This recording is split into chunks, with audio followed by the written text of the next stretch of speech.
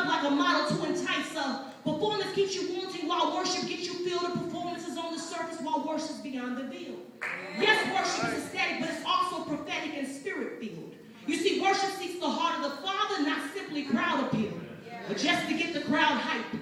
Worship is when I get on the mic, you don't see me, but you see the Christ. By Christ, I mean Jesus. Sure, I'm decked out, but my plight is not to please us, just to feed us. But when we get caught up in performance, I mean it just speaks us. I mean it just bleeds us. Is my hair done right? Is my fitting outfit tight? Maybe I will meet my Boaz or my Eve tonight, so you elevate your praise to a whole nother height. But if God is glorified, and you just praise Him with your life, and you just praise Him.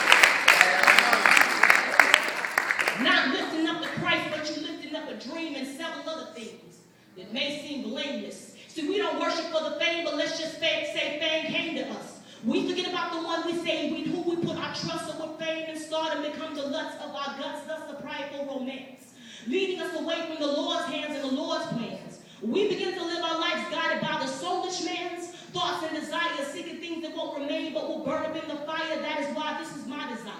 Worship is my life. My ultimate survival substance. To worship Him I live. This is not about performance, and so I stand here. No sets, no stage, no chorus, no fancy words or voids or metaphoric synopsis. This is not about performance, but my life's purpose. To ignite the mind of Christ in those who are broken. To envelope the words of love and send them to those broken. That is why it's with words of life that these words of worship are spoken to Him, the living King, who I am honoring and adoring.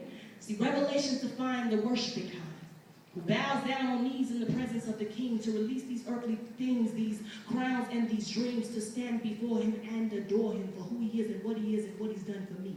I said Revelations defines the worshiping kind, who bows down on knees in presence of the King, who release these earthly things, these crowns and these dreams, who stands before Him and adore Him for who He is and what He is and what He's done for me, because He is our Savior King.